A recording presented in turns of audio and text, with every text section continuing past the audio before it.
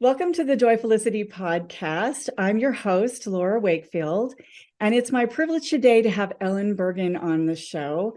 I met Ellen originally on Instagram, and she, on her bio, says she is a confidence and joy coach and a fearless living coach. So, of course, anyone who knows me knows that that resonated with me immediately. And I have so enjoyed getting to know Ellen online and have been very excited to meet her kind of in person, a little bit more personally today. So welcome, Ellen. Thank you so much for being here.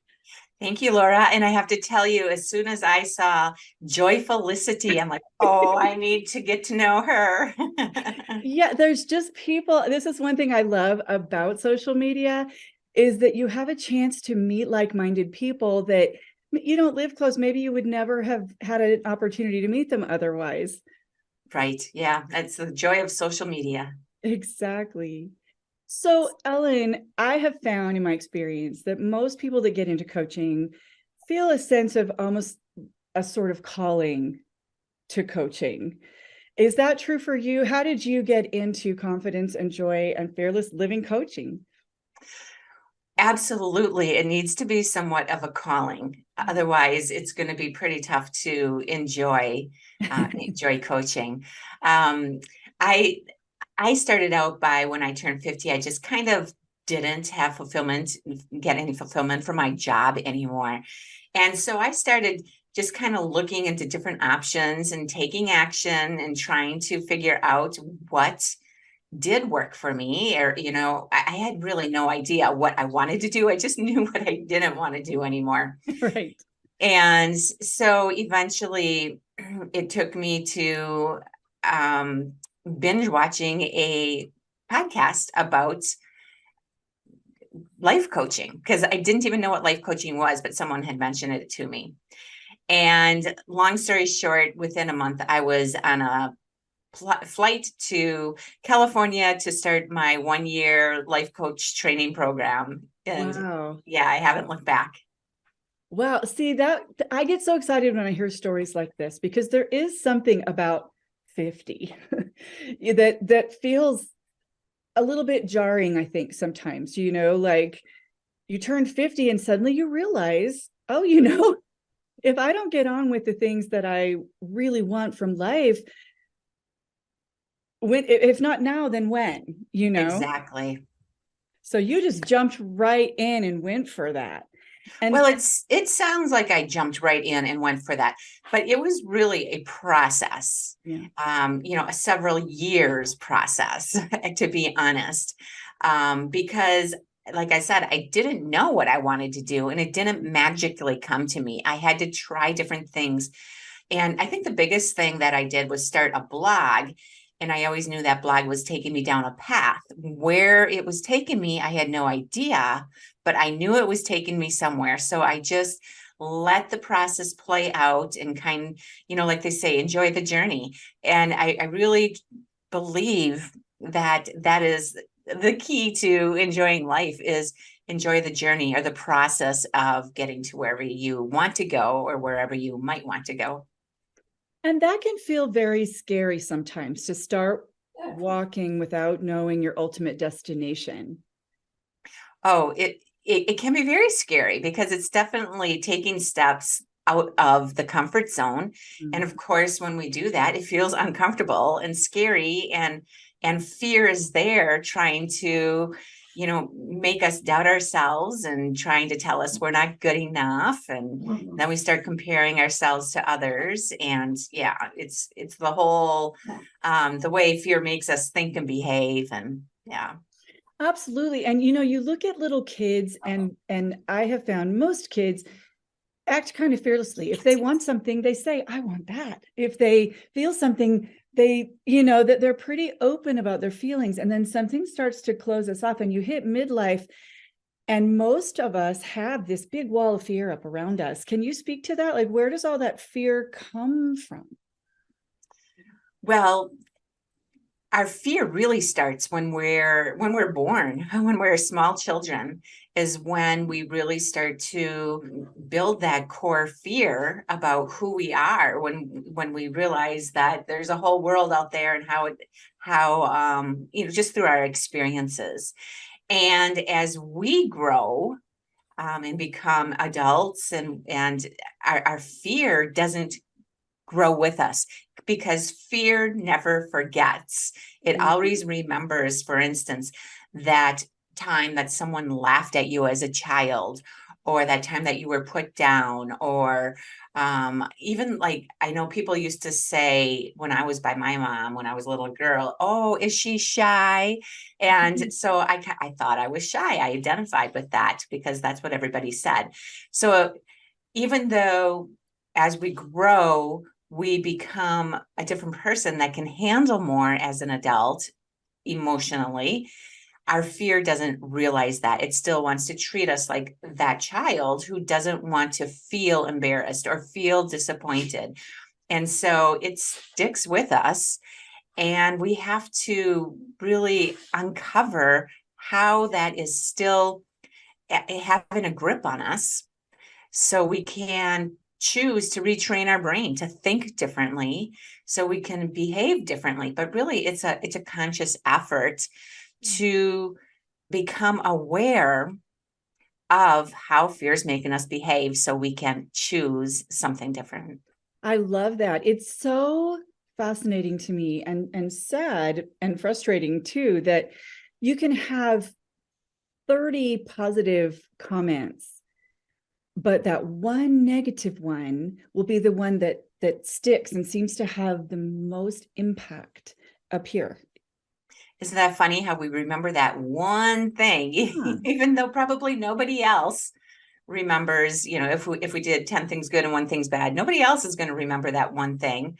But oh yes, we do. And that's our fear putting us on alert. Like, see, I told you shouldn't be doing this stuff that's out of your comfort zone. Now, it's telling us to get back into our comfort zone. But like I said, we're grown adults. We can handle things not going as planned, whether you call it mistakes or failure. We can learn from them and make ourselves stronger because of it. But yet fear, of course, doesn't like that. It just wants us to go right back into that comfort zone. Right. Yeah, which I should mention, that word comfort zone is really misleading, because sometimes there's nothing comfortable about it. That's very true. Right. It's just what we're familiar with. It should be called the familiar zone. I um, love that. Actually, I love that, because you're right. right. Sometimes that's actually, we keep ourselves in the least comfortable place, because at least we know what this feels like and what this looks like. Exactly. And you can take that to extreme, like domestic abuse. There's nothing comfortable about that. But Right. if it's part of your life, yeah, your fear knows how to react to that, and Right. it knows what to expect. But yeah, whether we want to stay there or not, that's a choice. And we do have that choice to make a different choice about how we're going to show up for situations. But that can become really hard to believe within yourself, because I found in my own life and in some of my coaching clients' lives that once you have a very deep-seated belief, you almost start to create circumstances around you as you go forward in your life that confirm what you already think. And so the more confirmations you have on that, the more you get stuck in that belief system. Have you found Right. that to be true? Absolutely. Yes. We look for we really, like, fear makes up lies in our head. So all these thoughts are really, if you really look at them, like, oh, I can't speak very well in public, or I can't speak up very well in meetings. Well, is that really true? Look at that. Have you ever spoke up? When you really dig into these thoughts that we have that aren't complimentary to ourselves, most of them are lies that are kind of made up in our head. And yes, we once we shine a light on those untruths, yes, then we can change them. But until we're really aware that wait a minute, these aren't true. Yeah, we are going to just try to find more evidence that they are true. And that way we'll stay in our comfort zone and won't have to step out where it's a little bit scary or a Right. lot scary. But that also means that our dreams and goals that are outside of that comfort zone, that we don't get to have those in our life either. But people will sometimes choose that. Like you said, like they'll stay in a really toxic relationship because they just don't know what it will feel like over there. At least this is something familiar. And the other thing that I've found is not only do we send negative messages to ourselves, but we'll project out and suddenly become mind readers. Like we know what everybody else is thinking too, because I have this insecurity. I know that that person is thinking this, and that's completely imaginary. Unless they've said that to you, you have no idea what they're thinking. Exactly. And likely they're not even thinking about you. They're Right. thinking about themselves.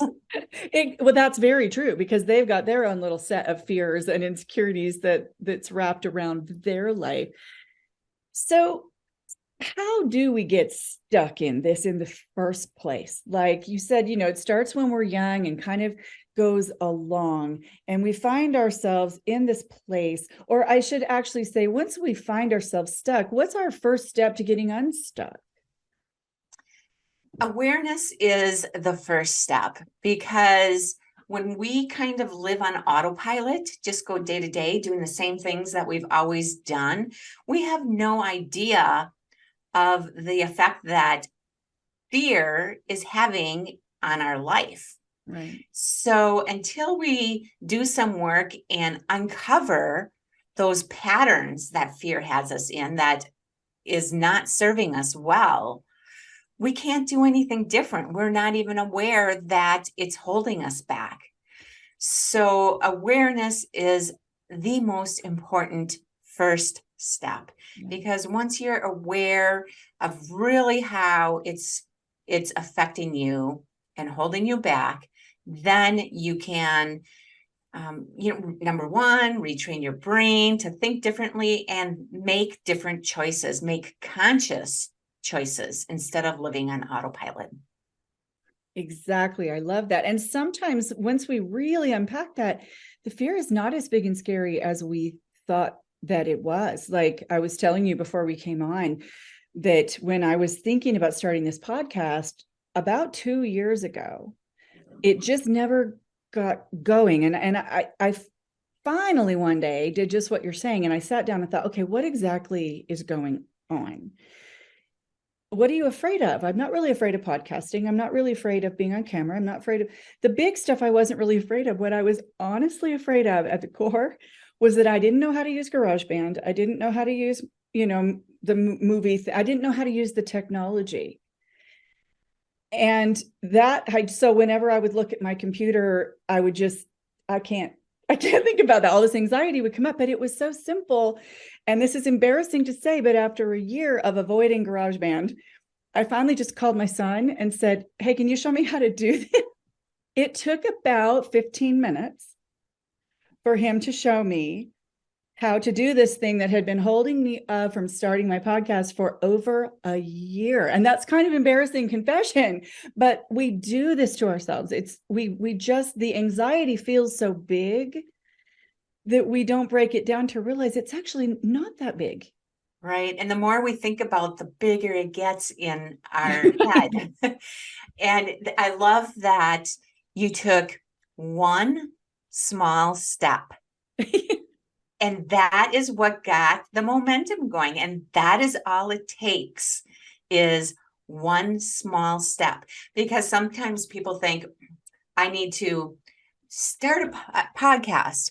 Okay, but there's a lot of little steps that lead up to that big thing that you want to do. And by taking the little steps, and this is what I really have my clients focus on, are these little steps. I call them stretches, because they're just a little stretch outside of the comfort zone. Because when you take the little stretches, fear doesn't go on high alert as if you were going to take a big leap. And so fear isn't pushing against you as hard, which makes it easier. And it also helps you gain momentum. Yes. And so your fear saw, oh, well, I can do that. So now what's the next step? And you just kind of gain momentum and you gain confidence while you're taking more steps and finding out that you can do what fear has been telling you is just not a good idea. Love that. I love that phrase, stretches, because it's so true. Sometimes just getting started, just start anywhere. I'll say that to Exactly. people, where do I start? Anywhere. Just pick something, anything that doesn't feel as scary to you, and do that one thing. And then you'll realize the sky didn't fall. It wasn't a disaster. And even if I did mess it up, nothing horrible happened. And you know what else I love about what you did, Joy? Joy. That happens all Joyfulicity. the time. My middle name actually is Joy. I'm Oh, not a okay. Joy. So yeah, anybody can call me Joy anytime. Laura, is that you also reached out for support from your son. And that is so huge. Sometimes we just need a little encouragement or a little help in some way from somebody else.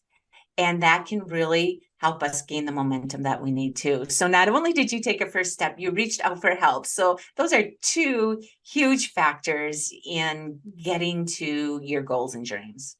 I love that. We have this phrase that gets thrown around a lot, imposter syndrome.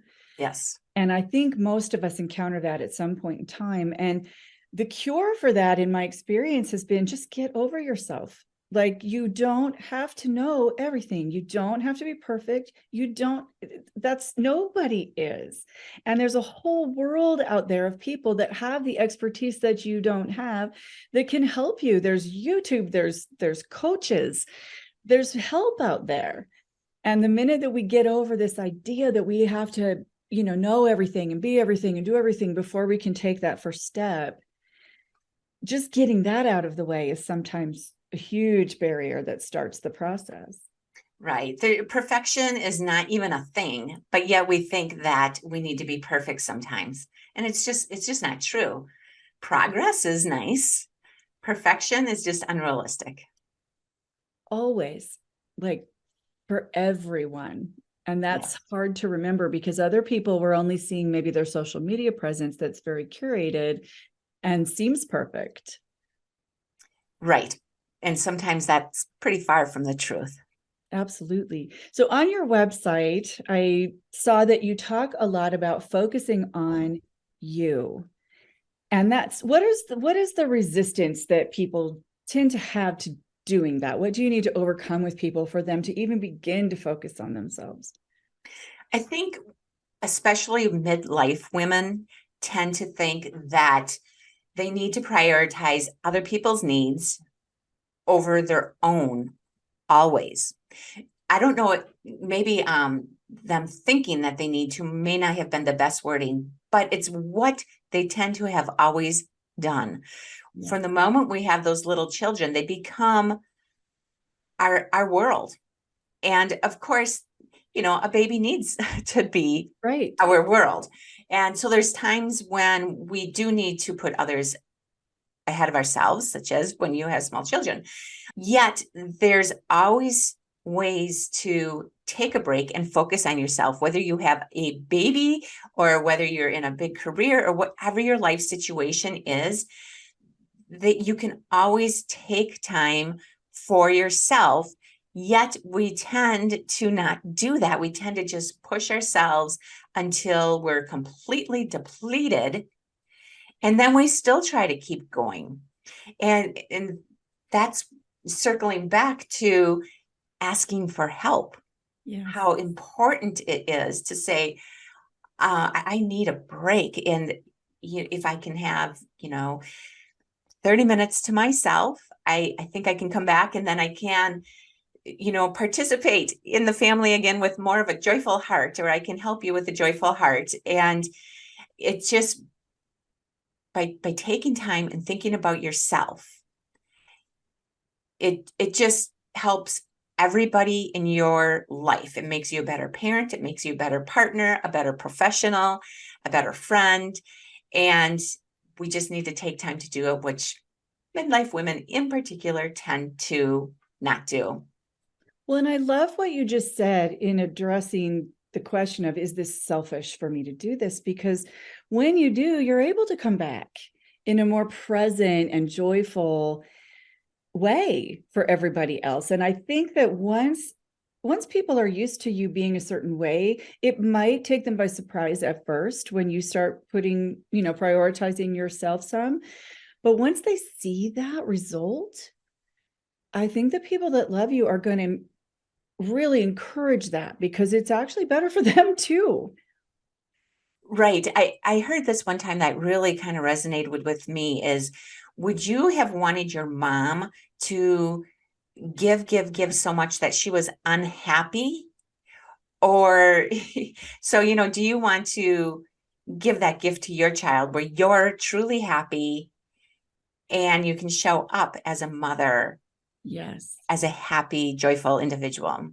Well, I'm modeling for them so that maybe they can just avoid that whole stage altogether and learn how to do that right from the beginning. What a gift to give to your children and your coworkers and anyone who's around you, to see that modeled by you. A gift is such a good word for that. Yes. I love that. So one of the quotes of yours that I found on Instagram that I really loved, I'll say that, I want to make sure I say it right, because this was just from your post today. When fear meets action, it loses power. Tell me more about that. Sure. Well, it goes back to a lot of what we were talking about taking the small steps, because fear basically wants to control you. It wants to control what you do because it wants to keep you in your comfort zone where it knows it can keep you, quote, safe. And that's physically and emotionally safe. So by taking those little steps, fear sees that we are able to handle more. And that the goal is to make our comfort zone really big. So by taking those little stretches consistently, eventually they become part of our comfort zone. Love that. Yes. And that's how we, fear loses its grip on us. When we take action, it sees that we can handle more than we can when we were a little child. And it just, fear diminishes. And I wish it was like a light switch where you could just flip it and then fear, goes away. Number one, we're human, so we'll always have fear. It's part of our brains, and we wouldn't be able to stay alive without it. We don't want to walk into traffic or go down a dark alley at night. So we do need our fear. But what we can do is we can reduce the frequency that we're triggered, and we can reduce the intensity of how much we're triggered or how much we allow fear to control us. We reduce, how long it makes us maybe think negative self-talk or doubt ourselves, compare ourselves, and reduce that intensity, because with tools, you can learn to reduce all of that and get back to feeling confident and going after your goals much more quickly. Well, and I like what you said, that fear is trying to keep us safe, because sometimes I think we see what certain emotions as negative. Fear, anger, those are like these horrible emotions trying to hurt us. But actually, usually they come into our lives in an effort in some way to help us. It just becomes a little off kilter and they get too big. But generally, fears are the ability to feel fear was put into our bodies to protect us. So I love how you said that you just need to convince it that, hey, I'm okay. I'm good. I don't need you to do that so much. And to take that just a step further, fear can be our friend, because when we start, for example, doubting ourselves or having negative self-talk, that once we become aware that fear is causing those thoughts, then we can go, oh, that's fear talking. That's not a real reflection of my capabilities. And then you can refocus and focus on your strengths and decide truly what is the truth and move forward from that point rather than moving forward from a place of fear. I love that, because I liked another one of your quotes: don't let self-doubt make you fail before you even try. And we so often do that. We just sit there paralyzed. It's very paralyzing. Very. Yes, like wanting to start a podcast for a year and not being able It to. did. Yes. And when it really came down to it, it was so easy to solve those things that were holding me up. There was a couple of other things, but primarily it was something that ultimately took me 15 minutes to solve. Right. And it's so Right. silly, but we do those sorts of things. So you have, I saw on your website, if people are interested, a way to sign up for a free e-guide, 10 tips to grow your joy. And I love that because it's super, super concrete. And I won't ask you to share that because they need to go to your website and sign up for your e-guide. Before I continue here, I have another question for you, but tell everybody how they can find you. How do they find your coaching? And, how do they connect with Ellen Burgan? Well, my website, it's a little long, but it's simple. It's ifitbringsyoujoy.com. And also on Instagram, I'm Ellen Burgan _coach. I love that. And I will put those links in the description for this video. But what is, if you were to say one simple thing, like a very concrete, simple thing that somebody can do right now today to start them on a path toward greater joy in their life? If you have, just a simple tip. Do the thing. Okay, elaborate on that. I love that. That thing that you always want to do, just take a step toward that. If it's not one small step, take one small step toward doing the thing that you can't stop thinking about, because there's a reason you can't stop thinking about it. It's meant for you. It's calling for you.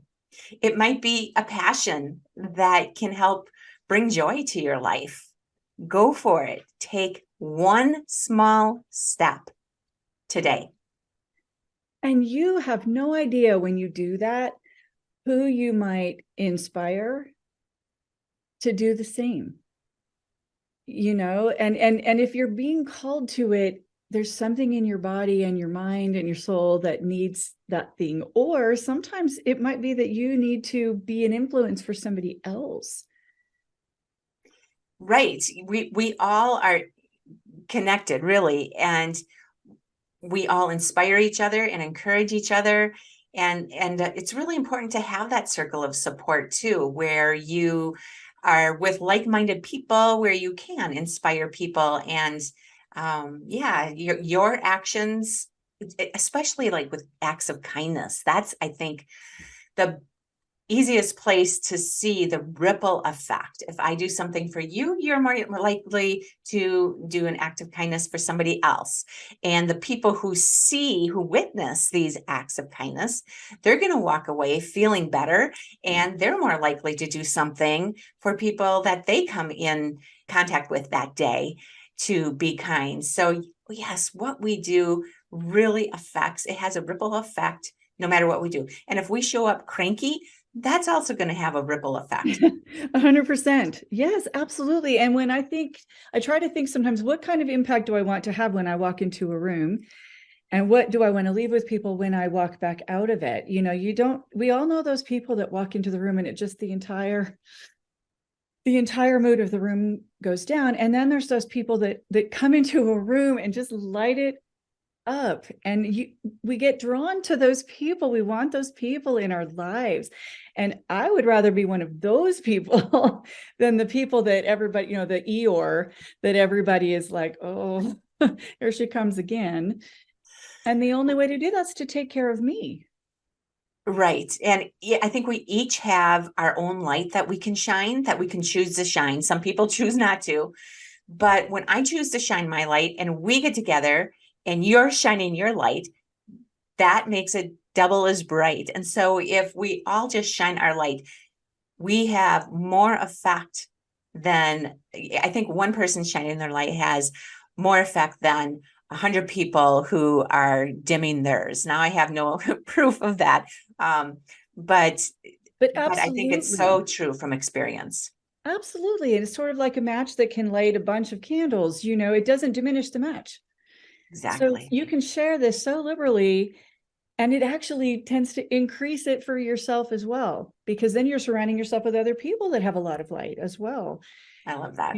There's never too much of that. So on your website, you have more than one different coaching program that people can sign up for, right? I saw one called Boot Camp. Tell me just real briefly about your different coaching programs. Sure. I have two of them. One is a 6 session and one is an 11 session. And then they have the option to go into a maintenance plan. But the 6 session boot camp is really to give you the nitty-gritty details to get an understanding of how fear is making you behave and different patterns that we all tend to have in our life, that we all tend to have unconsciously or live it on autopilot. So we bring awareness to that, and I give tools for how to handle each one of those. And it really is for the person who is ready to do the inner work. I use audios and videos, and so those are only 10 to 20 minutes per week. But then I have you doing different tools also. So really it takes probably, I don't know, 10 to 30 minutes a day, depending on the person, but they really have to be ready to do the work and want to grow their confidence. And honestly, they get so much more than confidence out of it.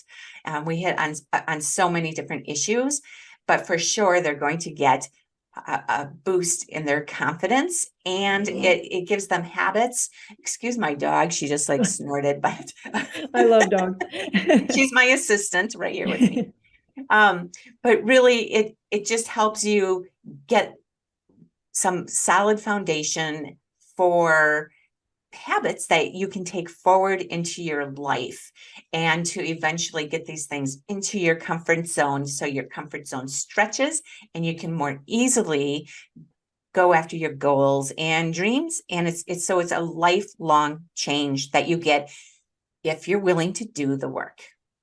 Absolutely. Absolutely. And it is really remarkable if you can turn around your confidence and begin to approach life from a place of joy. Everything starts to change out in front of you. Like that is the foundation for everything else, really, for all the other changes you want to make. So if you can tackle that first, then the rest will just come so much more easily. Yes, then it feels like you're flowing rather than trying to swim upstream. Absolutely. Ellen, thank you so much for being willing to come on the show today. I love your philosophy about life. And I just want to tell everybody that if you go to Ellen's website, there's all kinds of testimonials on there. And I think you can tell just from meeting her today that she has a very calming spirit and would be wonderful to work with as a coach. So thank you very, very much for being my guest today. Thank you, Laura. It was my honor. Have a great day, everybody. Thank you for joining me today on the Joyfulicity podcast. If you enjoyed this episode, please like and share, and come follow me on all major social media sites at Joyfulicity or on my website, joyfulicity.com. You can follow the link in the description for this episode to all of the places that we can connect. Have a great day, everybody, and remember, dare to dream, plan to play, live to learn.